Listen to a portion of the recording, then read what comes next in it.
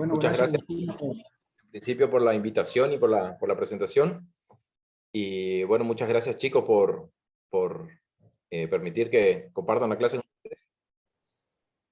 Bueno, en principio, como le comentó el profesor, vamos a dar la charla en dos partes, básicamente. Una parte introductoria de lo que sería, digamos, la fisiología o la descripción de los peces.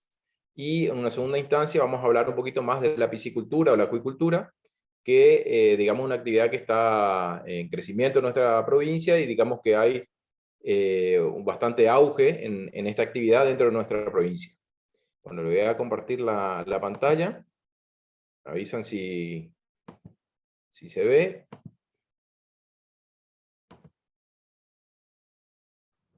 Ahí debería estar compartiendo la pantalla.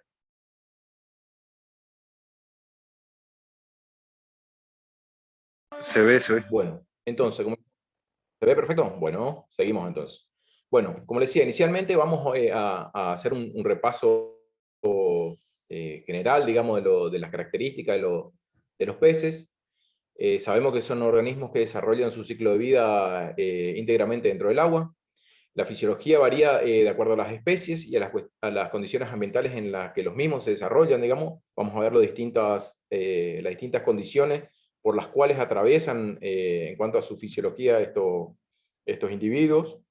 Y como regla general podemos decir que la forma que los caracteriza es una forma fusiforme, que le da una característica hidrodinámica, es decir, que les permite poder desplazarse y desarrollarse sin dificultad dentro del medio líquido en el cual ellos se habitan, digamos, y se desarrollan, ¿no es cierto? También están cubiertos por una piel que tiene una mucosa que los protege, los lubrica, y pueden estos ser con escamas o sin escamas de acuerdo a la clasificación de estos peces, ¿no es cierto? Como decíamos, la mucosa, digamos, cumple un rol muy importante en relación a la defensa del pez, ¿no es cierto? Están provistos de aletas, vamos a ver que tienen distintos nombres, depende de la ubicación, son en pares e impares, para poder desarrollarse y moverse dentro del medio en el cual se habitan, digamos, que es el agua, ¿no es cierto? La respiración la llevan a cabo por branquias, los ojos carecen de párpado, generalmente las gónadas de estos están en el interior del cuerpo, vamos a ver que tienen distintas estrategias en cuanto a la reproducción. La mayoría de los ejemplares poseen una excelente capacidad visual, no así el tema del olfato, pero cuentan con otros órganos sensoriales que están muy desarrollados que los ayudan a detectar ciertos cambios dentro del agua, digamos, dentro del medio en el cual se desarrollan, para ya sea poder alimentarse, para poder escaparse de peligros, de enemigos, y eso los hace, tienen unas características especiales que vamos a ver un poquito más adelante, que le dan esas particularidades, ¿no es cierto? En cuanto a la temperatura, son poiquilotermos, es decir, regulan su metabolismo a través de la temperatura ambiente, en contraposición a la mayoría de los animales que somos homeotermos, es decir, nuestra fisiología va a ser independiente de la condición ambiental circundante. La mayoría de los casos, su cerebro es pequeño en relación al tamaño del cuerpo. Pueden tener, como dijimos, la piel revestida de escamas, y algunos no tienen escamas, que son los denominados peces de cuero, que lo llamamos. Dijimos que tienen una forma fusiforme, es decir, son alargados en cuanto a lo que sería el ancho, la relación de ancho y largo. Son más alargados que anchos, son más ahusados en los extremos, lo que le permite poder moverse de una mejor manera dentro del agua. Y la estructura puede ser ósea o cartilaginosa. En base a eso vamos a ver que se clasifican en dos grandes clases. Yendo a la taxonomía, entonces, pertenecen al reino animal, al subreino Metazoa, al filum Chordados. Dentro del filum Chordados pertenecen al filum de los vertebrados, y tenemos dos grandes superclases, que son los bagnatos, que son la mayoría de las especies estas ya son las extintas, que son sin mandíbulas, y tenemos algunos ejemplares que todavía viven, como ser la lamprera de río, y la mayoría de las especies actuales pertenecen a la superclase de los gnatostomados, que son los peces mandibulados. Dentro de esa superclase tenemos dos clases en relación a su esqueleto, que son los condrictios o condrictíes, que son los peces cartilaginosos.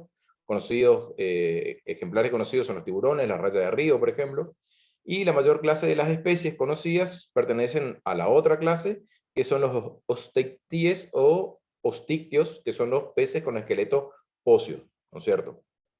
Bueno, en cuanto a la primera clase, dijimos que pertenecen a los condrictíes. Estos tienen un esqueleto cartilaginoso que da nombre a la clase a la cual pertenecen. Poseen órganos sensoriales bien desarrollados, poseen unas mandíbulas muy fuertes. La mayoría tiene hábitos depredadores. Tienen la aleta caudal, los que tienen la aleta caudal, lo tienen de lóbulo de distinto tamaño. Vamos a ver que también clasificamos a los peces por la forma y el tamaño de las aletas. El cuerpo lo tienen cubierto de pequeñas escamas placoideas, que son dentadas, que nunca se superponen, es decir, nunca están imbrincadas una con otras. No poseen opérculo branquial, sino que poseen hendiduras branquiales. Vamos a ver que en la otra clase el opérculo es una estructura ósea que cubre el tejido que está encargado del intercambio de gaseoso, que son las branquias. La mayoría son marinos y hay algunas pocas especies de agua dulce, como por ejemplo la raya de río. Pueden ser, en cuanto a la reproducción, pueden ser ovíparos, ovovivíparos o vivíparos. Como ven, como dijimos, tenemos al tiburón, saben que hay muchas especies de tiburones, que son todos condrictios, y las rayas también tenemos de mar, y como dijimos, las rayas de río son los ejemplares más cercanos que tenemos a esta clase. La otra gran clase son los peces óseos, que dijimos que pertenece a la mayoría de las especies.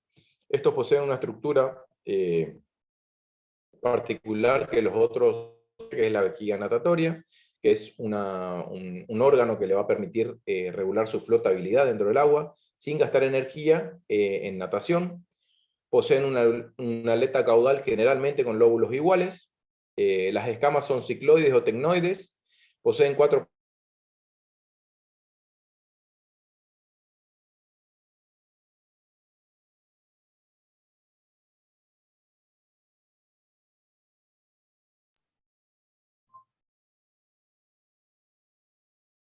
¿Se cortó? Estaba por preguntar, hola, sí, sí. ¿Ya hay tormenta o qué por ahí? Sí, parece que se cortó. Sí, parece que se viene en tiempo, pero no sé si es por eso. Hola, César.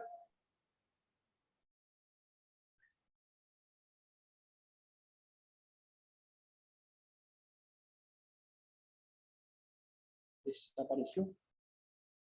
Sí, se cortó.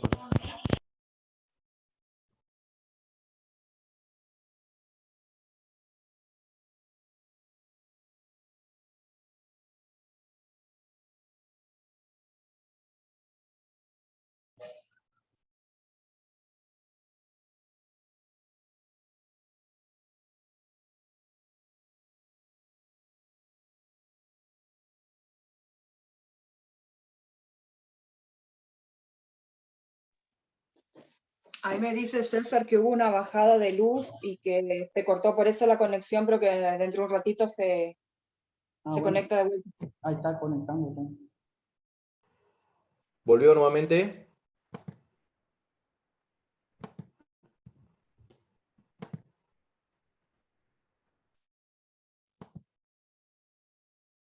Bueno, seguimos.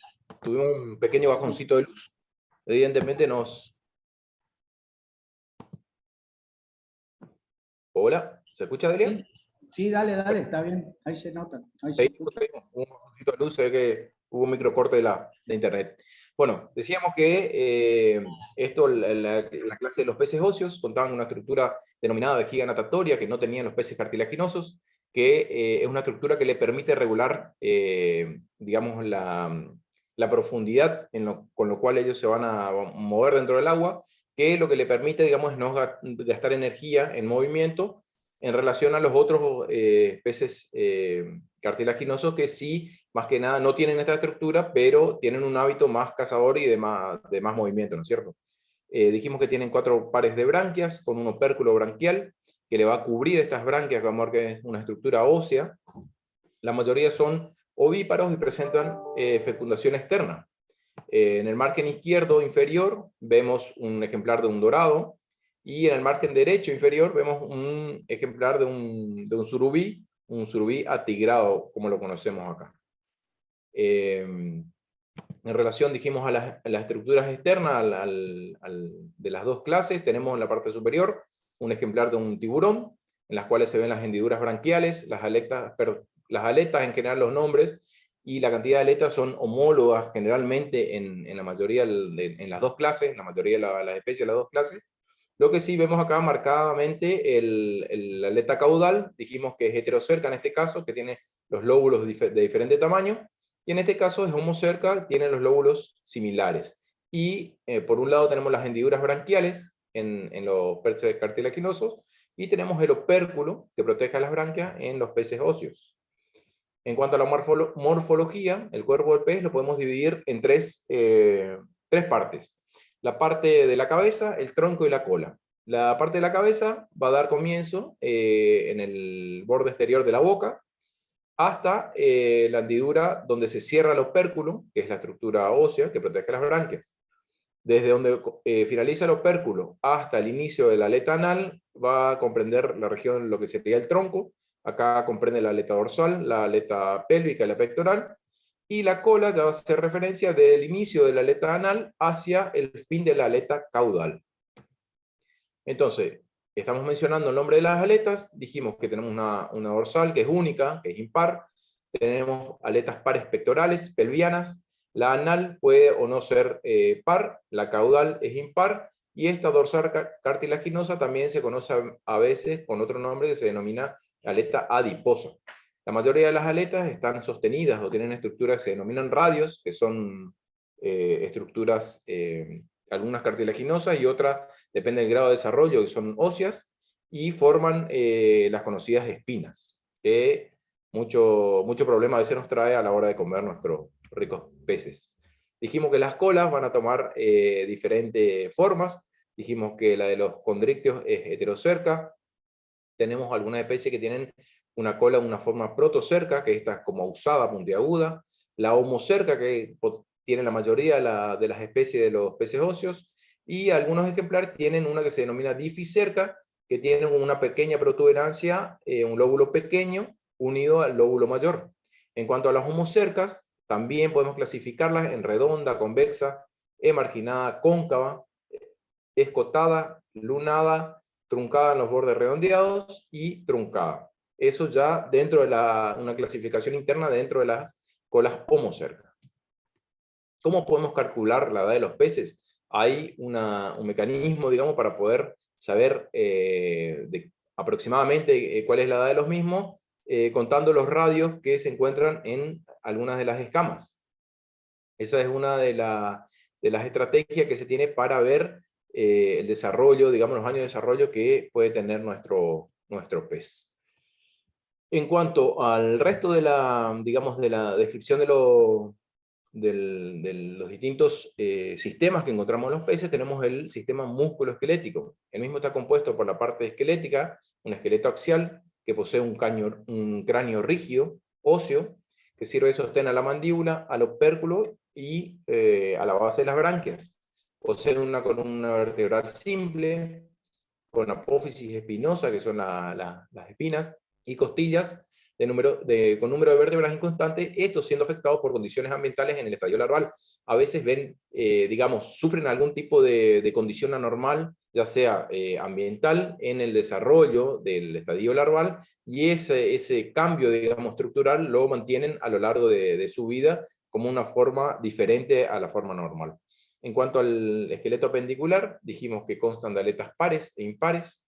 Acá tenemos un esqueleto bien expresado, digamos, con todas las aletas, toda la columna vertebral, las distintas espinas o costillas que le llamamos nosotros, el cráneo rígido y las aletas espinosas, ¿no es cierto? En cuanto a los tipos de músculo, el músculo liso forma parte de los vasos sanguíneos de la víscera, muy análogo a lo que pasa en la mayoría de los animales superiores como nosotros. Un músculo cardíaco, que es estriado y se encuentra en el atrio, en el ventrículo solamente, es decir, es muy análogo, esta estructura del atrio es parecida a la aurícula que tenemos nosotros, los mamíferos superiores.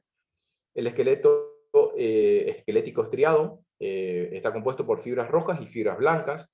Las fibras rojas tienen su denominación de esa manera debido a la vascularización que poseen, es decir, están muy bien vascularizadas. Se utilizan para movimientos sostenidos y lentos, es decir, este tipo de músculo está muy desarrollado en las especies que son muy migradoras o que se mueven mucho dentro de su hábitat, y utilizan la fuente de carbono, fuente de energía, los hidratos de carbono, los lípidos y las proteínas. Sin embargo, las fibras blancas, que son el otro tipo de fibras musculares que poseen los peces, están poco vascularizadas, justamente de ahí su coloración, y les sirven para movimientos rápidos, movimientos de fuga, movimientos de caza, que son de corta duración y movimientos muy rápidos. Y utilizan el glucógeno como fuente de energía. En cuanto al sistema respiratorio, están formados por la boca, la faringe, las branquias y el opérculo. Las branquias son dos conjuntos de 4 arcos branquiales, conformados por 2 hemibranquias cada uno, con laminillas primarias y secundarias. Esto desde el punto de vista estructural. ¿Cuál es la función? Es el intercambio gaseoso. Fíjense que hay una comparación del oxígeno disponible que tenemos en la atmósfera, o sea, fuera del agua, y el oxígeno disponible dentro del agua. Es decir, que evolutivamente desarrollaron una capacidad muy alta de poder captar esa baja concentración de oxígeno para poder llevar a cabo todas sus funciones, ¿no es cierto? Sobre el margen izquierdo vemos un gráfico, un dibujito de las laminillas. Tenemos 4 branquias, tenemos los filamentos branquiales, el arco branquial en donde están insertas estas branquias, y vemos la arteria que recorre, digamos, el arco branquial. Sobre el margen derecho ya tenemos una foto, básicamente, de la estructura que vemos en el gráfico del margen izquierdo. El opérculo dijimos que es una estructura rígida que protege a las branquias. La mayoría de los peces es el límite posterior de lo que sería anatómicamente la cabeza. Sabemos que es móvil este opérculo y que va a estar coordinado con la entrada, el ingreso de agua por la boca, y la salida y pasaje a través de las branquias, en la cual se libera el dióxido de carbono y se hace, digamos, el intercambio gaseoso, se capta el oxígeno y se libera el dióxido de carbono. Ya tenemos un gráfico resumido de cómo es la circulación del agua y pasa por esta estructura, digamos, una apertura del opérculo para liberar el agua. Ya pasaron por las branquias, es decir, que el oxígeno ya fue captado, y acá tenemos unos gráficos más detallados de lo que sería el intercambio gaseoso ya dentro de las laminillas o los filamentos branquiales, más allá, un poquito más detallado de lo que ocurre en esa estructura, ¿no es cierto? Dijimos que la vejiga natatoria es un órgano interno que contribuye a controlar la flotabilidad del pez y así poder permanecer en una posición en el agua, ascender o descender sin tener que gastar energía propiamente en su nado, ¿no es cierto? Es una estructura que se halla pegada a la columna vertebral, básicamente pegada al riñón, y obviamente tiene esta función que es muy importante para optimizar su energía. El sistema circulatorio es un sistema cerrado, posee una bomba que es el corazón, al igual que la mayoría de los mamíferos, que expulsa la sangre hacia las branquias para ser oxigenada y luego seguir los recorridos por los diferentes tejidos que componen el individuo. En los peces de agua dulce el corazón cuenta de 4 cámaras: seno venoso, atrio, aurícula, el ventrículo y un cono o bulbo arterial que tiene unas paredes elásticas que actúa como una bombita que impulsa, digamos, la sangre por todo el cuerpo del pez. Acá tenemos el tipo de circulación, dijimos que es simple. El sentido es las venas corazón, del corazón pasa a la aorta ventral, pasa a las branquias donde se oxigena, pasa a la aorta dorsal y hace el recorrido por todo el cuerpo del pez para desarrollar sus funciones, ¿no es cierto? Acá tenemos en color rojo lo que sería el circuito oxigenado, y en azul lo que sería la sangre venosa de retorno. Y seguimos con los aparatos. En cuanto al aparato digestivo, vamos a ver que los peces lo podemos clasificar en distintos grupos en cuanto a su alimentación, pero básicamente constan de una cavidad bucal que está asociada a la prensión, es decir, a la captación del alimento y a la masticación o la apresión del alimento, pueden tener dientes, pueden ser cerrados, molariformes o están ausentes. En el caso de las especies que son filtradoras, es decir, que filtran el fitoplancton o el zooplancton dentro del curso de agua. El esófago es corto y ancho, posee células mucosas que lubrican la superficie para poder favorecer el paso del alimento en el camino de la digestión. El estómago, podemos clasificar el estómago en peces herbívoros, tiene una estructura muscular potente, una molleja, que permite moler completamente las fibras vegetales. Y los carnívoros es distendible, constituido por una porción glandular, secretora jugos gástricos como el nuestro, ácido clorhídrico, que favorecen a la digestión, y otra, pues en otra porción que es aglandular, digamos, que básicamente es un músculo donde se produce la trituración de los elementos, de los alimentos. En cuanto al intestino, tenemos unas diferencias anatómicas. Es un tubo largo, completa la digestión que se inició en el estómago, y tiene la función también de absorber los nutrientes, aguas y iones, pero tenemos como dijimos, una diferencia estructural en los herbívoros y en los carnívoros. En los herbívoros, la longitud del mismo es 4 o 5 veces superior a la longitud del pez, es decir, que tiene una estructura mucho mayor que la de los carnívoros. Los carnívoros tienen una longitud igual a la longitud del pez, y poseen una estructura digitiforme llamada cibos pilóricos, que van a aumentar la superficie de absorción para determinados elementos, que como son los carbohidratos, los lípidos, y aumentan la captación de iones y agua. Pero esto es muy importante tener en cuenta que el intestino de los herbívoros, para poder llevar a cabo toda la absorción que sea lo más aprovechada posible, es de un tamaño 4 o 5 veces mayor al tamaño del cuerpo del animal. También poseen glándulas anexas, dentro de las cuales encontramos el hígado, se encuentra bien desarrollado, actúa como depósito de glucógeno. Si vemos en el margen inferior derecho, vemos bien un color rojo oscuro, bordeaux, el cual produce bilis y tiene un papel importante en la síntesis de proteína. El páncreas se encuentra como infiltraciones a lo largo del intestino y del hígado, digamos, va acompañando la estructura del hígado, como si del intestino, y tiene una función endocrina que es producir insulina. La función exócrina es secretar enzimas proteolíticas que vierten al intestino, que van a ayudar a su vez a poder hidrolizar las proteínas para poder captar, digamos, de una manera más óptima los aminoácidos de esta proteína que son degradadas dentro del intestino. Los riñones son estructuras alargadas que están fusionadas entre sí y tienen una mitad de su uréter que se funde en el conducto caudal, el único que desemboca en la vejiga urinaria. Tiene dos porciones, una porción anterior que tiene una función en la producción del tejido hematopoyético, es decir, todos los componentes de la sangre, y una porción posterior que está dedicada a la función de excreción propiamente dicha. Los peces de agua dulce presentan gran cantidad de nefronas con glomérulos muy vascularizados y conductos distales bien definidos donde se produce una dilución de la orina.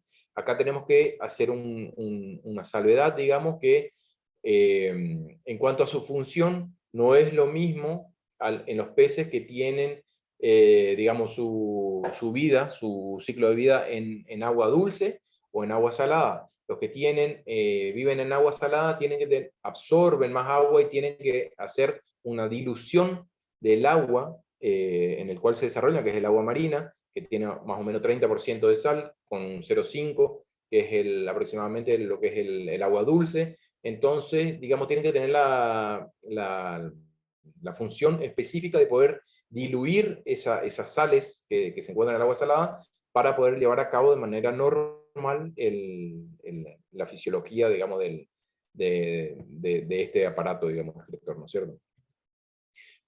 La mayoría de los peces tienen una línea lateral, que creo que todos en algún momento hemos visto alguna pecera, algún estanque, cuando se produce cualquier cambio, por más mínimo que sea en la superficie del agua, o en el cuerpo de agua, los peces tienen un nado explosivo, en el cual salen para un determinado lugar, o para un determinado lugar, digamos, para un lado en específico, porque justamente a través de esta línea lateral, que tiene digamos, en los dos laterales de los peces, tiene muy desarrollado estas células que son sensoriales, digamos, que lo que van a permitirle es captar justamente unos cambios, cualquier tipo de cambio que se produzca dentro del cuerpo de agua. Entonces, en una reacción de fuga, para salvarse, digamos, hacen esos movimientos explosivos para un lado o para el otro, digamos, en acción a este cambio de la condición del agua en la que se encuentran.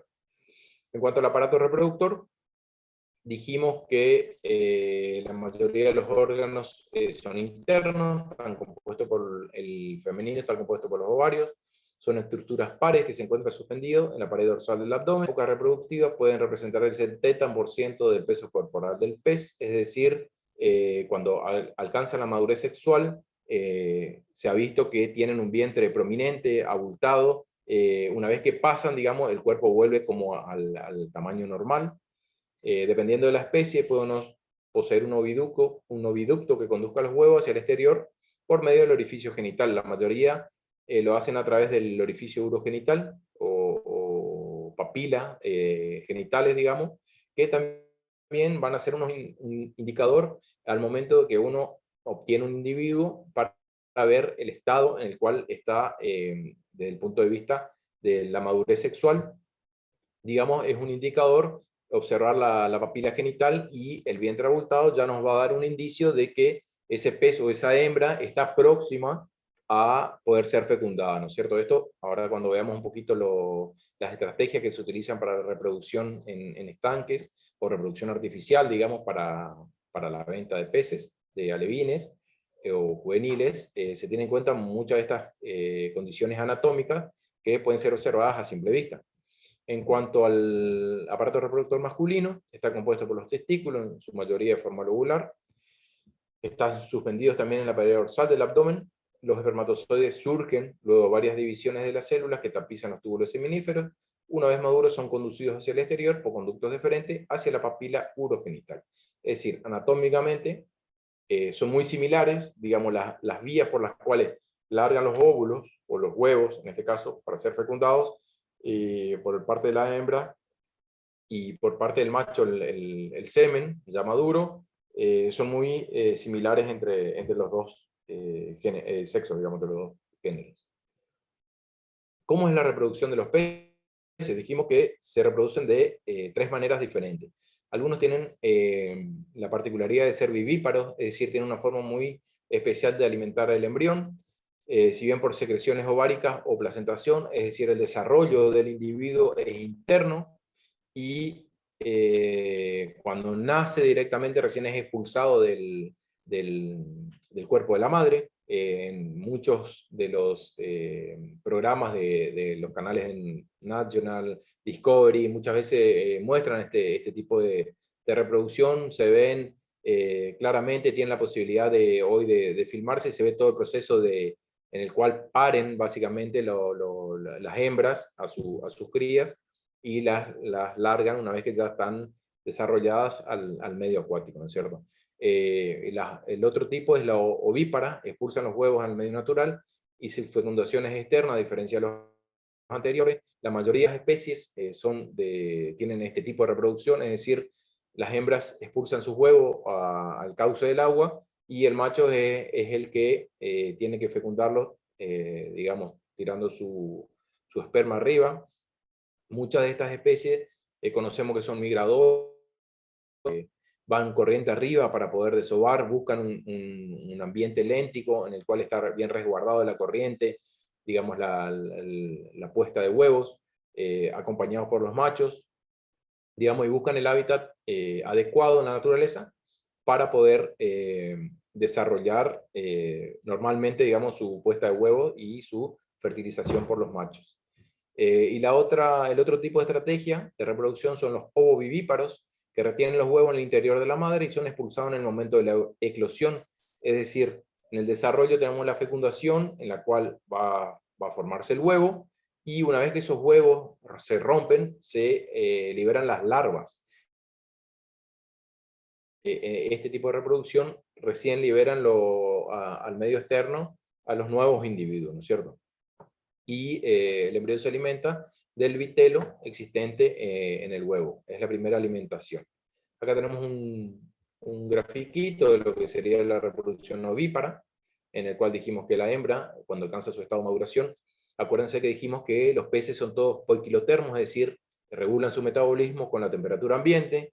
Entonces, llegado a una cierta temperatura del agua, empiezan a acelerar su proceso fisiológico de maduración, y alcanzando la mayoría de las especies nativas de nuestra región, entre 24 y 28 grados, ya están con una temperatura óptima para el ove, digamos, para la fecundación. Entonces estamos en esta temporada, depende cómo viene nuestro ambiente, a partir de septiembre, octubre, hasta más o menos enero, es la etapa en la cual se produce la ovoposición o el desove, para poder ser fecundado por los machos, digamos, ¿cierto? Esto en la naturaleza, y vamos a ver que de manera artificial también podemos hacerlo, pero sí van a estar, digamos, la maduración de los huevos va a estar directamente relacionada a la temperatura ambiente. En cuanto siguiendo el desarrollo, haciendo una cronología del desarrollo del pez, denominamos después de la eclosión del huevo, que pasa a ser larva, el estadio siguiente en el cual el pez empieza a nutrirse por sí mismo, se denomina levín. Es utilizada comúnmente, como en la piscicultura, en la acuicultura, o en la ciencia de la ictiología, para designar a las crías recién nacidas de los peces, precisamente el término hace alusión al momento en el cual las crías rompen el huevo y comienzan a alimentarse. Acá vemos sobre el margen derecho, tenemos una imagen donde tenemos todavía el saco vitelino, que es el remanente del citoplasma, digamos, del huevo, que le sirve inicialmente de nutrientes hasta que se produce la apertura de la boca y del ano, en la cual empiezan a alimentarse por sí mismos ya en los estanques o en la naturaleza, en la cual van a poder captar su alimento, ¿no es cierto? El próximo estado de desarrollo es el estado juvenil, ya es directamente característico de cada una de las especies. Aproximadamente en piscicultura decimos que son juveniles a partir de unos 30 gramos aproximadamente, hasta los 500 gramos, y a partir de los 500 gramos ya entrarían en una etapa de desarrollo de la adultez, en lo cual se va a llevar hasta la talla, digamos, de finalización en este caso, de la producción, que depende de las especies, pueden alcanzar tallas grandes, y en el pacú, depende el tiempo de crianza que tengamos, tranquilamente hemos visto, todos habrán visto en las noticias últimamente, que tenemos que se han capturado ejemplares en el río de 15, 18, hasta 20 kilos, digamos, en la naturaleza. Esto no es lo que se busca básicamente en la actividad de la piscicultura, que vamos a ver un poquito más adelante. Dijimos que también podíamos clasificar a los peces, no solo en cuanto a sus clases o a su morfología, sino que podemos clasificarla también en distintos criterios, como uno de ellos es la alimentación. Tenemos a los peces plantófagos, se alimentan de vegetales, de fitoplancton, digamos, y zooplancton. Todas las especies son filtradoras. Todas las especies en la etapa inicial, cuando dijimos que desarrollan la apertura de la boca, se alimentan de fitoplancton y el zooplancton, pero algunos siguen con ese hábito alimenticio, digamos, a través de todo su ciclo de vida. Estos son conocidos como las plantófagos, especies plantófagos o filtradoras comúnmente. Acá dijimos las tilapias en realidad son omnívoras, porque también se alimentan de otra fuente de alimentación, digamos. Y la carpa, lo que sí son filtradoras por naturaleza, son la carpa cabeza grande y la carpa plateada. Vamos a ver que son especies exóticas que no son de nuestro hábitat natural, pero sí tienen, digamos, la preferencia por este tipo de alimentación. Los peces detritívoros o bentófilos, conocemos al sábalo, a la carpa húngara, que son los que se alimentan de el fondo del estanque, en el caso de la piscicultura, o en los cauces del río, van, digamos, absorbiendo todos los alimentos que encuentran en la base del cauce del agua, que pueden ser larvas, insectos, huevos, moluscos, otros crustáceos, restos de vegetales, digamos, que van a sedimentarse en el fondo del cauce del agua, son aprovechados por este tipo de especies que se alimentan, digamos, de esta condición. Los peces herbívoros, dijimos que Acá entran los que tienen el intestino más largo, se alimentan de, esta especie es exclusivamente herbívora, se alimenta de cualquier tipo de material vegetal, ya sea pasto, elefante, mandioca, maíz, alga filamentosa. Lo que poseen los peces herbívoros poseen dientes faringeos que le permiten triturar los vegetales. El salmón siberiano, o carpa capín, o amur, que se cultiva acá en nuestra zona, es un representante de esta clasificación en cuanto a la alimentación. Dijimos que tiene unos dientes faringeos, que es después de la boca, en el esófago, tienen una especie de dientes justamente, que lo que le permiten es volver a triturar lo que fue absorbido por la boca, digamos, como para poder llevar a cabo el disgregar el alimento de la mejor manera posible y poder asimilarlo de la mejor manera posible. Y después tenemos los ejemplares omnívoros, que conocemos a la boga, por ejemplo, al pacú, que se alimentan de una gran diversidad de alimentos naturales y suplementarios disponibles. Acá dijimos tenemos a la tilapia, el pacú, la carpa común, el sábalo era detritívoro. Son peces con muy buenos rendimientos, ya que aceptan o digamos se nutren de alimentos de diferentes orígenes, ¿no es cierto? En la naturaleza, por ejemplo, el pacú come caracoles, come frutas, come otro tipo de frutos de algunas plantas, es carnívoro también, digamos, se adapta muy bien a las distintas situaciones o condiciones en cuanto a la alimentación. Y tenemos también las especies que son estrictamente carnívoras, que la mayoría de estas especies son muy agresivas, digamos, muy desde el punto de vista del equilibrio de la naturaleza, son depredadoras. Tenemos al surubí, al dorado, a la tararira, que son muy preciados por justamente su característica en cuanto a la voracidad que tienen a la hora de comer. Son muy preciados para los que nos gusta, digamos, la actividad de la pesca como deporte. Y como dijimos, tienen preferencia para comer animales como insectos, crustáceos, peces, anfibios, víboras, pequeñas aves y hasta pequeños mamíferos. Ejemplos, dijimos el dorado, el surubí, la tararira. Y también, por ejemplo, en el caso del surubí, son carnívoros entre sí y son caníbales. Es decir, si los criamos dentro de un ambiente cerrado, no tienen, hasta que se acostumbren a la alimentación artificial, corren mucho riesgo de que los más grandes, los individuos más grandes, se alimenten de eso por lo voraz que son en cuanto a ese tipo de alimentación. Hasta acá hicimos un paneo general de lo que son las características de los peces y las distintas clasificaciones.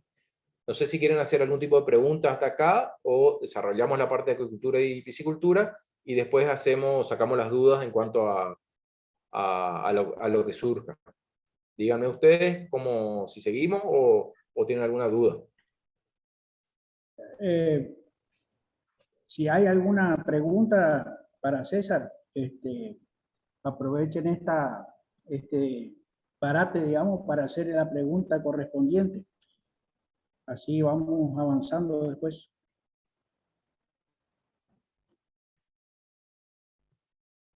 ¿No hay ninguna pregunta? Bueno, continuamos y si surge alguna, la vemos al final. ¿Les parece?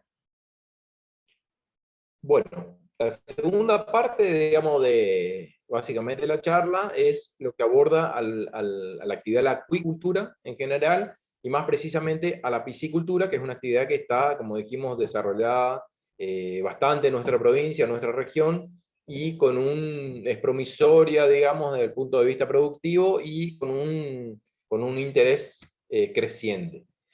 ¿Qué es la acuicultura, o cómo definimos la actividad de la acuicultura? Básicamente la acuicultura es el cultivo de organismos acuáticos que tienen parte de su vida o todo el ciclo de su vida dentro del agua. Por ejemplo, podemos mencionar a los peces, como estuvimos hablando recién, a las anguilas, ostras, mejillones, camarones, langostas de agua dulce, la ranicultura, tortugas, los yacarés, macro y microalgas, donde el hombre interviene en el proceso de cría para incrementar la producción, manejando el cultivo, alimentación, controlando los predadores y controlando sobre todo las condiciones óptimas para digamos, digamos, el desarrollo de la mejor manera, en el menor tiempo y con una mayor aprovechamiento, ¿no es cierto? Una mayor captación de la producción. En cuanto a la actualidad mundial de la acuicultura, se estima que la producción mundial de pescado ha alcanzado unos 179 millones de toneladas en el 2018. Esto es información extraída de la FAO en el 2020. Del total generado de esas 179, 156 millones de toneladas se destinaron al consumo humano, lo que equivale a un suministro anual estimado entre 20,5 kilos per cápita de peces, digamos, por individuo. Los 22 millones de toneladas restantes se destinaron a usos no alimenticios o alimentarios, principalmente a la producción de harina y aceite de pescado. La acuicultura representó el 46% de la producción total y el 52% para el consumo humano. Acá tenemos un gráfico actualizado en lo cual tenemos la pesca de captura, es decir, la pesca extractiva, en la cual la marina supera ampliamente a la continental, digamos. La acuicultura, en este caso la continental es mayor a la acuicultura desarrollada en marina, digamos, porque vamos a saber que también hay distintas estrategias de cultivo que se hacen en caulas, se hacen en cauces abiertos, ya sea en mar o en ríos, que es una estrategia también de producción. En cuanto a la utilización, dijimos, el consumo aparente per cápita calculado es aproximadamente de 20 kilos y medio. Esos son los datos arrojados por la FAO hasta el 2018.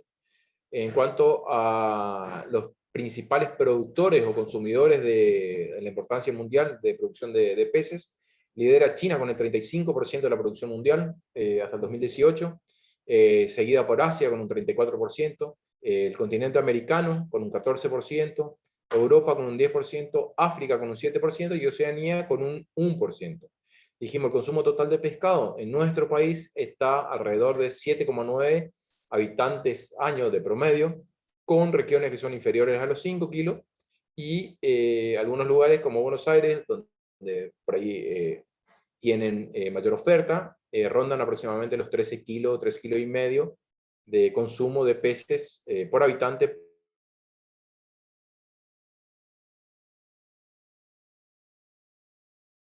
Se cortó.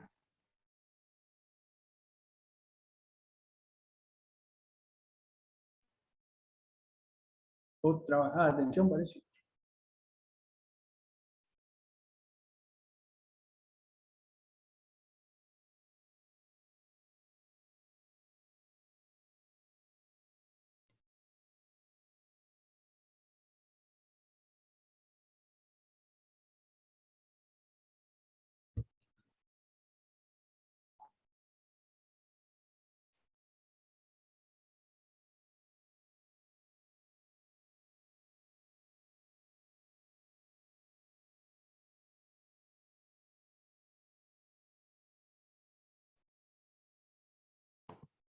Hola, ¿me escuchan? Sí, sí. Bueno. ¿Dónde Se ve que estabas? ¿En Puerto Rico está o en Monte Carlo? Sí, pero viste que la cuestión climática, que se viene una tormenta, se ve que está condicionando la conectividad. Ajá. Entonces, digamos, en el consumo y la actualidad mundial de la piscicultura. Dijimos que el principal productor de producción mundial, digamos, de pescado, hasta el 2018, es China con un 35% de la producción, Asia con un 34% le sigue, América en general con un 14%, fíjense que es menos de la mitad, digamos, de lo producido por el continente asiático, Europa ya con un 10%, pero está, digamos, en constante crecimiento Europa, África con un 7%, Oceanía está con el 1%, y el consumo de pescado en nuestro país es muy inferior, ronda de los 7, un promedio de 7 kilos 900, 8 kilos de pez por año por habitante, muy inferior, digamos, a los 20 kilos que se estima de promedio a nivel mundial. Perdón, tengo una pregunta. Dígame. La cifra esa tan baja de Oceanía, ¿podría ser por la cuestión de protección que tienen ellos sobre los recursos marítimos? Mirá, la verdad, son O datos sea, que no yo... es algo muy preciso, pero podría Sí, llegar a tratarse de eso, creo, ¿o no? la verdad, si te digo, no sé bien la causa, puede ser porque son muchas, digamos, de los lugares están incrementando recién, digamos, la piscicultura como una alternativa viable para la obtención de alimentos. Muchas no lo ven o si bien tiene potencial, pero no lo están aplicando de esa manera. Incluso los lugares en los cuales tienen poco recurso hídrico disponible, están optimizando de una manera muy fuerte, digamos, el recurso hídrico para poder desarrollar de la manera más óptima. Por ejemplo, Egipto tiene muchas estrategias donde no abunda mucha agua, tiene unas estrategias de producción muy óptimas para poder sacar el mayor provecho, digamos, a lo que es la piscicultura y poder obtener una buena fuente de alimentos, ¿no es cierto? Que es el principal objetivo de todo. Pero si puntualmente me preguntás por qué es tan bajo en Oceanía, no tendría la respuesta, pero es una buena, digamos, una buena pregunta como para buscar y intentar responderla, ¿no es cierto? Ver por qué esa diferencia. Si bien lo que sea... Gracias, gracias. no, por favor, el continente asiático, digamos, es tradicional, digamos, viene de distintas generaciones o algo cultural, el tema del consumo de pescado. Nosotros, digamos, en Occidente es como que está muy poco desarrollado y está en incremento.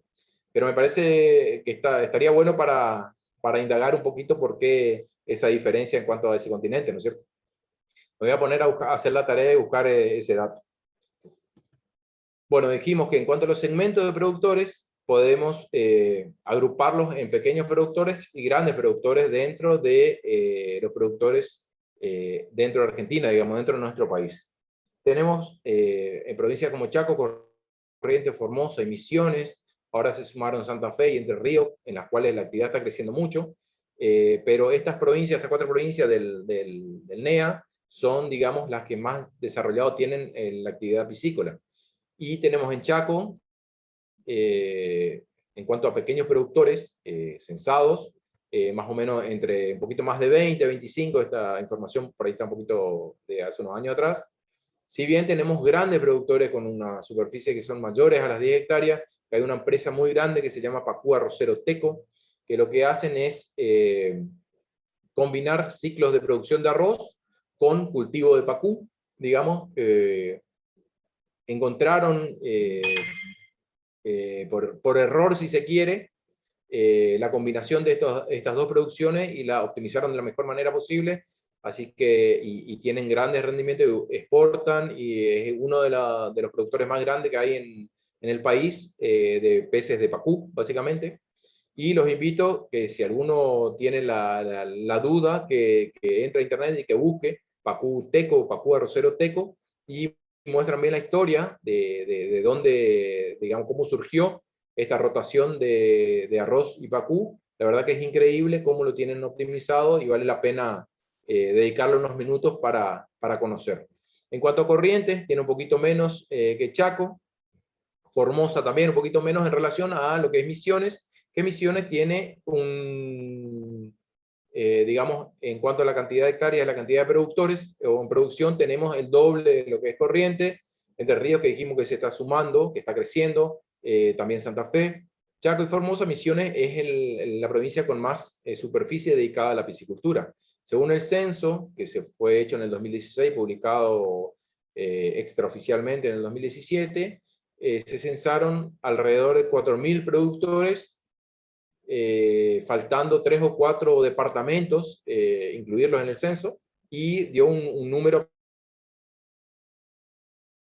A su vez, esto hay que saber discriminar que no todos, digamos, lo tienen en producción. Justamente, muchos lo usan por ahí autoconsumo, como una producción secundaria, digamos, venden la tierra para la joyería, para hacer cerámica, para hacer ladrillos, y en detrimento de eso, digamos, aprovechan ese espacio y siembran peces. no con un fin productivo, como le vuelvo a decir, pero sí como autoconsumo. En este censo, entre producción y autoconsumo, nada más se hizo un recuento de los productores que se dedican indistintamente a la producción de peces. Bueno, ¿cuáles son los peces que se utilizan, o que las especies, o qué peces podemos utilizar para cultivar o para producir? La piscicultura decimos que constituye una alternativa para la escasez de peces en base a la estacionalidad, a las fluctuaciones de los niveles de cuerpo de agua y a la sobreexplotación de los recursos naturales. Nosotros sabemos bien que las características de nuestro río Paraná, aguas arriba de lo que es la represa de Yacyretá, ha sufrido un cambio irreversible, justamente por la aparición de esta mega estructura que vino a romper, digamos, el equilibrio que teníamos en la naturaleza en cuanto a la fauna íctica. Y bueno, una de las alternativas potables o viables es el desarrollo de la piscicultura. Tenemos las características relieve óptima de desarrollo, o sea, por eso justamente es una actividad que está en creciente aumento en nuestra región. ¿Cuáles son los requisitos que tenemos que desarrollar o tenemos que tener en cuenta a la hora de querer desarrollar la piscicultura? Ya sea a una escala de autoconsumo, a una escala productiva baja, o si pensamos en algún momento a una escala productiva un volumen un poquito mayor. Sabemos que hoy también tenemos distintos lugares de comercialización. Ustedes en El Dorado hace poco se le inauguraron el mercado concentrador. Nosotros en Puerto Rico tenemos un mercado concentrador funcionando. Noverá y otro mercado concentrador funcionando. En Posadas también, digamos, son distintas vías de comercialización o de lugares en los cuales, potenciales lugares, en los cuales se puede, digamos, empezar a pensar como vías de comercialización de la actividad piscícola. En líneas generales, podemos mencionar cuáles son digamos, los requerimientos que necesitamos para poder desarrollar la piscicultura, que tengan una aceptación en el mercado. Entonces, es decir, vamos a cultivar especies que sean demandadas o que tengan aceptación dentro de los consumidores, que tengan un crecimiento rápido. Es conveniente que el pez alcance una talla apropiada en el más corto tiempo, estando el crecimiento relacionado con la alimentación, obviamente, y es conveniente, dice, que los insumos para la dieta tengan un abastecimiento constante y un bajo precio. Nosotros, desde el punto de vista técnico, vamos evaluando distintas estrategias, ya sea de alimentación o justamente de cultivo, para tratar de justamente acortar el tiempo de producción y que se llegue a una talla comercial aceptable en un menor tiempo y con una menor, digamos, gasto para producir el producto que se busca, en este caso la piscicultura. Y otra de las características que deben tener es que estos peces tengan, digamos, una aceptación del alimento artificial. Como dijimos, hay especies que son, como los carnívoros, que son voraces ya por naturaleza, cuestan un poquito más hasta que se adaptan a la alimentación artificial, pero lo hacen de manera, digamos, ya hoy en día hay empresas que ya los alimentan desde pequeños, desde larvas, y ya hoy, desarrollándose un poquito alevín juveniles, ya tienen una aceptación total de lo que es el alimento artificial, por ende son más fáciles de manejar y más fácil de controlar en cuanto al crecimiento de los peces, ¿no es cierto? Y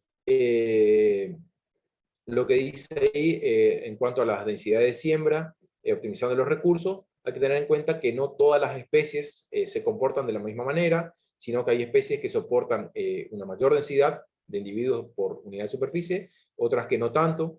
Digamos, cada una tiene su particularidad ya dentro de lo que sería la información técnica, digamos, de la piscicultura. Y otra de las características que podemos mencionar es que se reproduzcan en condiciones de cultivo. Si bien esto, desde el punto de vista productivo, no nos va a convenir. ¿Por qué? Porque si tenemos una reproducción, digamos, descontrolada dentro de nuestra unidad productiva, al haber mayor densidad va a haber menor crecimiento. Esto es importante desde el punto de vista de que uno pueda realizar algún productor, como tenemos varios acá en Misiones, productores o centros de reproducción, que estas especies o estos peces puedan reproducirse, digamos, artificialmente, para que puedan controlarse la reproducción y podamos tener, digamos, una disponibilidad de individuos de esta especie en mayor tiempo durante el año, digamos, para la siembra, para el cultivo. Que soporten altas densidades, dijimos que algunas especies soportan altas densidades, otras no tanto, que sean rústicos y resistentes al manipuleo y al transporte. Hay especies que se aguantan un poquito más justamente el tema del manejo, ¿sí? El pasado de red, el manipuleo humano, digamos, y hay otras especies que se estresan mucho más rápido y esto conlleva, digamos, a pérdidas, incluso hasta pérdidas totales dentro de ciertos cultivos. Entonces también todas esas características hay que tener en cuenta a la hora de elegir una especie o pensar en desarrollar la piscicultura como una actividad productiva. ¿Por qué la piscicultura? ¿Cuál es el beneficio o cuáles son los puntos a favor que tenemos para desarrollar la piscicultura? En principio, tenemos un aprovechamiento del uso del agua y el suelo inadecuados para el uso agrícola. Es decir, tenemos suelos que por ahí son no aprovechables o improductivos desde el punto de vista de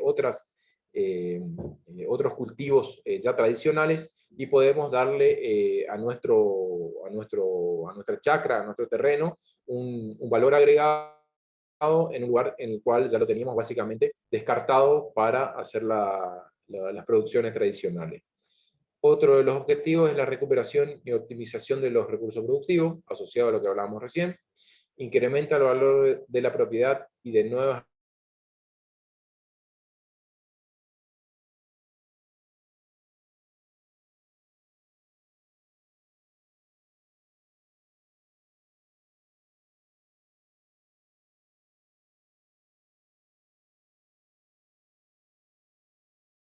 mejora la economía local, obviamente, si nosotros desarrollamos una unidad productiva con el cual tenemos vía de canalización y demanda creciente, ya nos va a dar otra, digamos, otra vía, otra alternativa mayor de comercio, ¿no es cierto?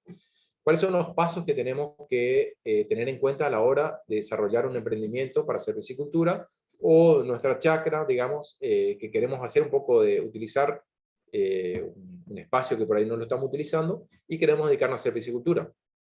Lo que tenemos que hacer inicialmente es la selección del lugar para la construcción de los estanques o el estanque, en el cual tenemos que ver la disponibilidad de agua, las características del suelo.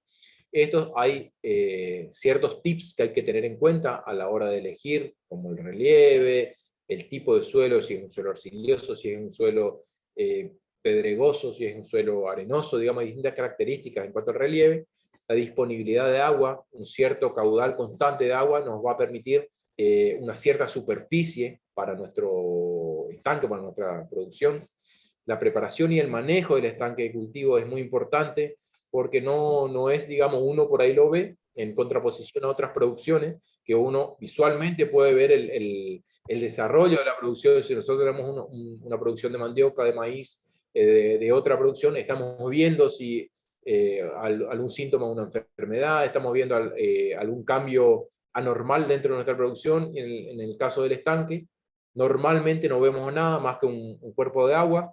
Si todo está bien, no vamos a ver nada, básicamente.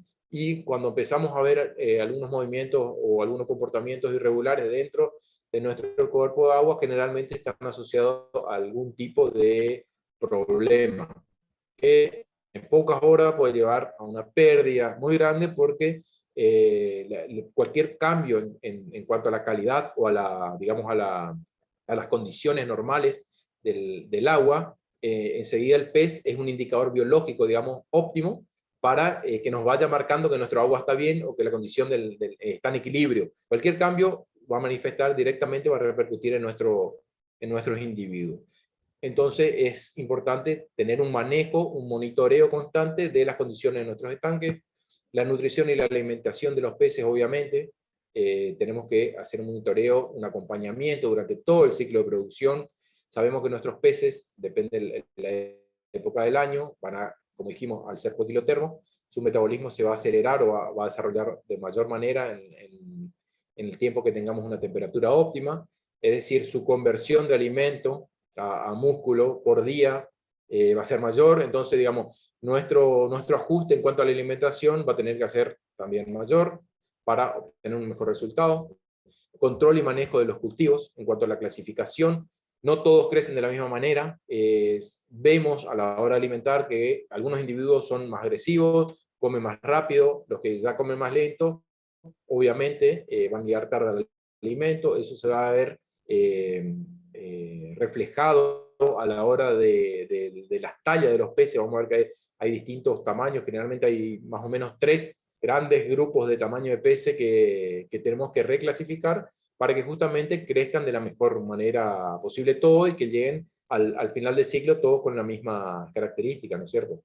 Y la calidad de procesamiento y valor agregado de los peces de cultivo es algo que se está abocando mucho hoy en día en la producción piscícola, es agregarle valor a nuestro pez característico que estamos acostumbrados la mayoría a comerlo en la parrilla como un pez entero, un individuo entero, y sabemos que hoy hay mucho manejo, digamos, en subproductos o procesamiento del pez, que también nos va a agregar valor y nos va a diversificar un poquito nuestro producto, y a la hora de comer, digamos, de consumirlo, tenemos distintas variantes, y a la hora, desde el punto de vista productivo, nos va a producir una mayor rentabilidad.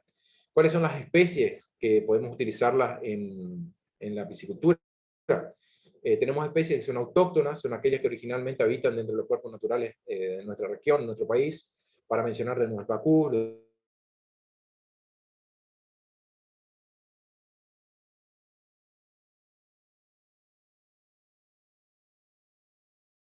realmente en los cauces de nuestra región, nuestro país. Tenemos especies exóticas que son introducidas o son originarias de otros países, de otras regiones, como por ejemplo la tilapia. La tilapia tiene su origen asiático, las carpas también.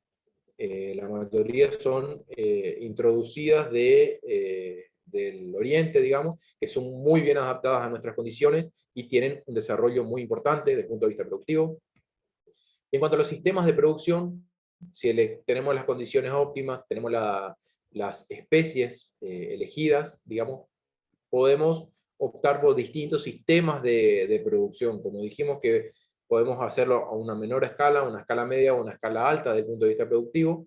Podemos clasificarlo en un sistema extensivo, es el tipo en el cual los peces alimentan, o sea, ocupan el alimento natural del estanque, no estamos suministrándole un alimento extra, una alimentación extra, y en el cual, digamos, si vemos la cantidad de kilos de producción por hectárea por año, es baja, la uniformidad en el crecimiento no va a ser la más óptima, porque, digamos, cada uno va a aprovechar como puede el alimento para poder ir creciendo. El crecimiento tampoco va a ser el óptimo dentro de el mismo periodo de año en relación a otro tipo de producción, como por ejemplo es el semi-intensivo, en el cual se utiliza la mayoría de los productores de emisiones. Se produce entre 2 toneladas y media a 4 toneladas anuales por hectárea de cuerpo de agua, digamos. Bueno, en este caso vemos sobre el margen izquierdo una pasada de red, una biometría, una cosecha ya por el tamaño de los peces, de una especie que es el pacú, que es una especie, la especie más producida en nuestra zona. Y tenemos sistemas intensivos de producción, que en nuestro caso, en Argentina, son las especies ya que se producen en el sur, digamos, de acá al lado Brasil, por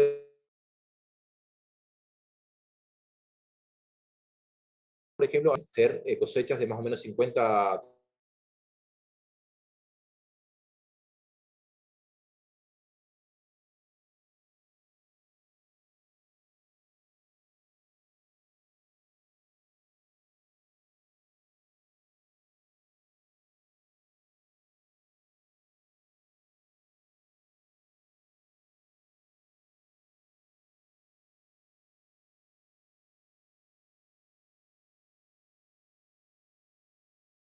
durante el día, se hace la fotosíntesis, se aprovecha el oxígeno, pero a su vez a la noche, esas mismas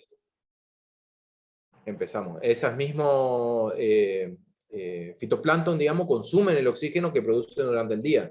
Entonces, el nivel de oxígeno disponible para los peces baja. Entonces, para que este desajuste no ocurra en un sistema intensivo, tienen que suplementarlo de esta manera. Hay distintos modelos, digamos, si ven abajo, son como unas bombas que absorben de abajo hacia arriba, una forma como unos paraguas, digamos, de agua, pero cumplen la misma función, que es mantener constante el nivel de oxígeno para el desarrollo de los peces. Y en cuanto a las especies utilizadas para el desarrollo de la acuicultura en nuestra región, como dijimos, el más utilizado o el más conocido es el pacú, que se utilizan en mayor proporción, y en menor proporción tenemos otras especies que se complementan dentro de lo que vamos a ver ahora, lo que es el monocultivo o policultivo. Se combinan varias especies, como es el randia, que es una especie de bagre puro, el sábalo, el surubí, dorado, boga, ya dijimos cada una de las condiciones que tiene cada una de estas especies. En cuanto a las exóticas que se utilizan, dijimos que están las carpas. Hay varias carpas, como la carpa común, que es detritívora, la carpa húngara, la carpa capín o amur, que es la herbívora, la platea de la cabezona, que son las filtradoras, y como dijimos, especialmente en Misiones, y en el policultivo con agregado de algunas especies autóctonas. La tilapia es muy explotada, como dijimos, en Brasil. En Misiones es aceptada, digamos, desde el punto de vista, obviamente, de su carne. Es una especie muy rica para ingerirla, digamos, para comerla, pero tiene una particularidad que tiene lo que se denomina dimorfismo sexual. Uno de los dos sexos crece más que el otro. En este caso, el ejemplar macho es el que mejor se desarrolla dentro de los dos sexos, digamos, de la tilapia, y lo que se hace es, se produce de manera artificial un mono sexado. Se masculinizan todos los individuos a través digamos, una técnica que le dan alimento, el alimento balanceado con un análogo de la hormona masculinizante, la testosterona. Entonces toda nuestra progenie se desarrolla como macho. Entonces en el mismo tiempo de producción van a crecer más por ser obviamente el macho el que mejor se desarrolla. La hembra se desarrolla menos porque gasta más energía en la madurez sexual y en la reproducción. La desventaja que tiene esta técnica que les estoy comentando es que dura aproximadamente un año esa reversión sexual artificial que se hace, y después, si nosotros tenemos nuestro estanque, machos y hembras, se reproducen dentro de nuestro estanque, y al cabo de un tiempo, digamos, cada 2 meses o 3 meses, alcanza la madurez sexual y tenemos superpoblado nuestro estanque con individuos de talla muy baja, digamos, desde el punto de vista comercial.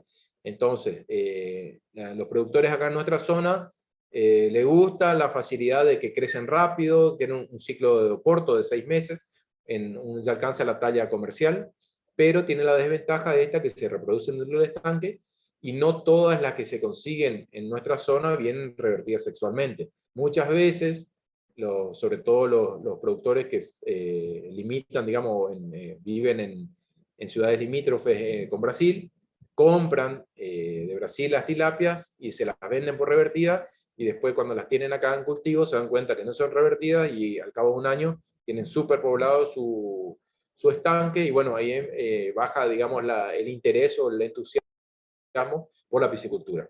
Esto no ocurre con la mayoría de las especies autóctonas que tenemos nosotros, de nuestra zona, no se reproducen dentro del estanque. Es una ventaja porque, digamos, podemos tener un mayor control sobre el desarrollo del cultivo. A esto también podemos mencionar la producción de especies ornamentales, las carpas de colores, los carácidos, que son para las peceras, también pueden ser cultivadas ya, pero a una menor escala, digamos, como mencionamos desde el punto de vista de peceras, más ornamental. En cuanto a las estrategias de cultivo, dijimos que podemos hacer monocultivo o policultivo. El monocultivo, como su nombre lo dice, mono, hace referencia a uno solo, a una especie. Consiste en la crianza de una sola especie en estanques, jaulas, etc. Generalmente se realiza con especies de alto valor comercial en los mercados nacionales e internacionales, por ejemplo, la tilapia, el pacú o el surubí. Tenemos empresas en nuestra provincia que están dedicadas exclusivamente al monocultivo de pacú, por ejemplo, empresas conocidas como Rosamonte, Romance, están dedicadas exclusivamente a la producción de pacú. Y, por ejemplo, como le decía, en Brasil la tilapia exclusivamente producida para todo, digamos, se exporta hasta Estados Unidos, digamos, tienen un núcleo productivo muy grande en regiones acá cercanas a nuestros límites con Iguazú. Y la otra estrategia de cultivo es el policultivo, que es una estrategia adoptada para la mayoría de los productores de emisiones. La ventaja que tiene esta estrategia de cultivo es que combinan las diferentes cualidades nutricionales de las distintas especies que mencionamos, ya sea ponen una especie predominante, aproximadamente un 70%, que puede ser un pacú, y el 30% lo combinan con especies filtradoras, especies detritívoras, alguna especie carnívora, en la cual se alimenta de los detritívoros, digamos el sábalo, la carpa común, de lo que va al fondo del estanque. Las filtradoras no van a filtrar el fitoplancton y el zooplancton. El pacú es omnívoro, digamos, lo que hace es mantener el equilibrio dentro de nuestra unidad productiva, que es nuestro estanque. Por eso es una estrategia muy utilizada por la mayoría de nuestros productores, porque tienen varias especies. Es más, algunas crecen mucho más rápido que otras dentro de las mismas condiciones, y eso hace interesante la utilización del policultivo justamente por esta combinación de especies, ¿no es cierto? Acá vemos en las imágenes, vemos en el margen inferior izquierdo un sábalo, un surubí, una boga, todos procedentes de una misma unidad de cultivo, que serían bajo esta condición de policultivo. Y en cuanto dijimos que los centros de reproducción que tenemos en Misiones, funcionando actualmente, hay 4 centros de reproducción. Mencionamos recién la yerbatera Romance, que es de los propietarios, son Querula Hermano. Estos se dedican a la reproducción de pacú, surubí, dorado y boga, que se encuentran situados en Fachinal, entre Posadas y Apóstoles. La cooperativa Alto Uruguay, que se dedica a la venta de varias especies, también como las carpas, pacú, bagres, sábalos y tilapias, que se encuentran emplazados en la localidad 25 de Mayo. El Puma, que es la reserva ecológica del Puma, que se encuentra en Garupá, que también hace venta de pacú, bogas y sábalos. Actualmente está con problemas técnicos, no están desarrollando, hace 2 ciclos ya, digamos, de reproducción, no están desarrollando reproducciones. Y tenemos un productor que está en la zona de Puerto Rico, en la zona aledaña, que es en la colonia San Alberto, que actualmente hace especies como pacú, sábalos, bogas y algunas especies de carpa. Ahora esta temporada quiere incursionar en la reproducción ya sea de dorado y de surubí. Ya viene intentando, todavía no tuvo éxito, pero va a ser un intento nuevamente en esta temporada, que está justamente en pleno auge ahora por las condiciones ambientales. ¿Cómo hacemos la reproducción artificial?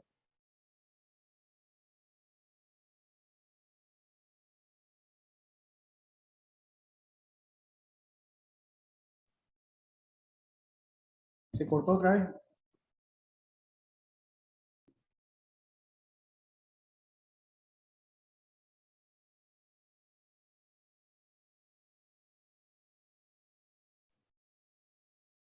Ahí pues.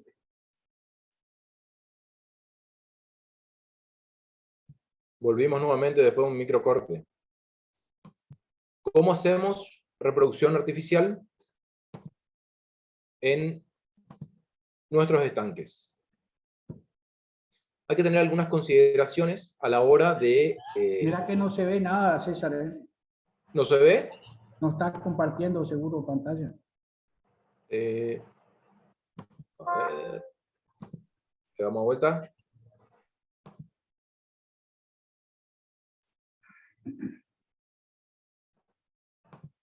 ¿Ahora se ve?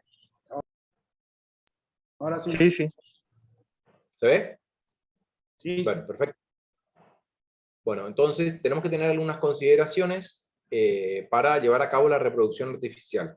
Dijimos que tenemos 4 centros en la provincia dedicados a la reproducción artificial y venta de alevines y juveniles, pero, digamos, es una actividad que no es fácil de llevar a cabo, tiene sus pormenores desde el punto de vista técnico, y hay que tener unas consideraciones para que esta actividad tenga éxito, ¿no es cierto? En principio tenemos que tener un plantel de reproductores que esté, desde el punto de vista sanitario, desde el punto de vista de desarrollo, de la mejor manera posible. Para ello, tenemos que tener reproductores que no tengan menos de 2 kilos, que estén libres de enfermedades, que estén bien nutridos a la hora de utilizarlos para poder iniciar la reproducción, y que estén en un desarrollo óptimo, digamos, en cuanto que no sean ni muy jóvenes ni muy viejos.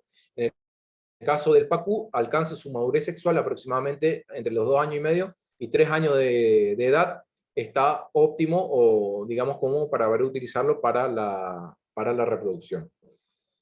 En base a eso, obviamente debe ser una selección del sexo. El pacú particularmente no tiene, o sea, tiene la desventaja de que no tiene dimorfismo sexual.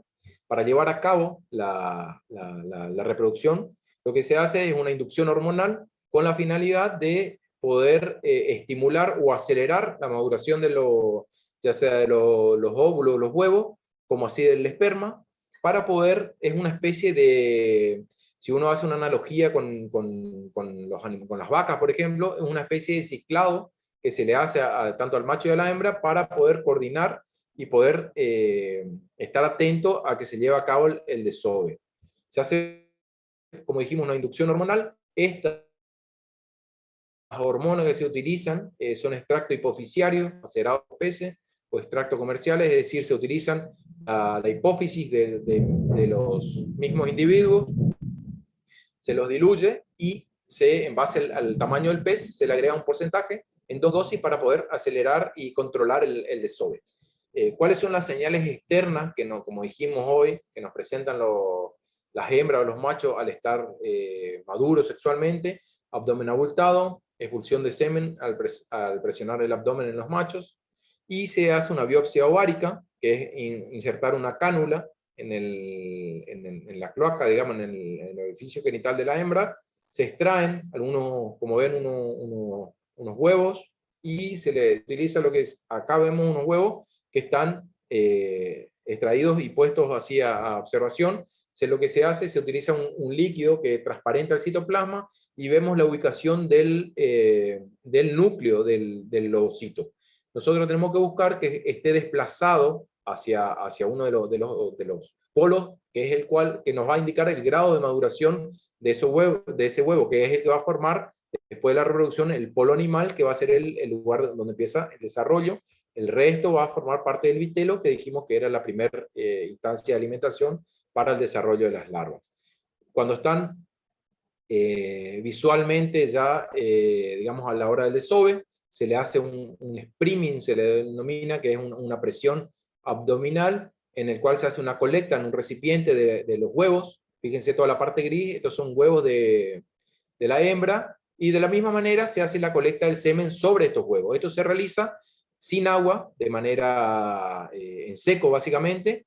Una vez que se hace la mezcla, se hidratan los huevos, y con esta hidratación de los huevos se produce la activación de los espermatozoides. Entonces, ese es el momento en el cual se produce la fecundación de la mayoría de los huevos. Esto ocurre en la naturaleza. Nada más que acá lo que se hace es simular la naturaleza, ya sea en la deposición de los huevos, como el esperma, y se utilizan estas estructuras que son denominadas incubadoras, en la cual ingresa agua en la parte inferior y sale agua por arriba, y lo que simula es una corriente léntica de agua. Básicamente, acá sobre la margen superior derecha, ustedes ven los huevos en suspensión.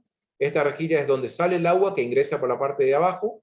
Lo que hace es mantener a los huevos en suspensión, simulando, como dijimos, un hábitat léntico donde se desarrolla en la naturaleza la fecundación y la reproducción. Acá vemos distintas fotos sobre el desarrollo ya del huevo. Fíjense que ya está el polo animal, ya está bien definido. Básicamente, acá vamos a empezar a desarrollar la columna vertebral y toda la estructura del pez. Vemos distintos grados de desarrollo. Y acá en el margen derecho inferior ya vemos larvas que es el grado posterior, digamos, ya cuando eclosiona el huevo, ya tenemos las larvitas que están en condiciones, después de 3-4 días de eclosión, de ser ya largadas en un estanque, en lo cual van a empezar, obviamente, su desarrollo, su apertura de la boca, y van a empezar a alimentarse del fitoplancton y el zooplancton que va a haber dentro de nuestro estanque. Para eso es la preparación previa al estanque. Acá algunas especies, se le alimenta a las especies carnívoras, por ejemplo el surubí, se le da un protozoo, se llama artemia, se le da como primera alimentación hasta que empiecen a alimentarse por, digamos, hasta que acepten el alimento balanceado. Inicialmente se da este animal para que empiecen la primera etapa de alimentación, y después sí ya aceptan el alimento balanceado y se produce ya, digamos, el resto del desarrollo, pasando de alevín, dijimos, de la eclosión pasa a larva, larva a alevín, y de alevín ya pasa a juvenil, de juvenil ya entramos en producción y ya vamos al adulto. Bueno, creo que acá terminamos con esta última parte, y bueno, espero que se haya entendido la mayoría de la explicación y de la charla por el tema de estos microcortes con el tiempo que se viene abajo. Por ahí la tecnología nos juega en contra, pero bueno, estamos a disposición para cualquier tipo de pregunta, y bueno, muchas gracias por su tiempo.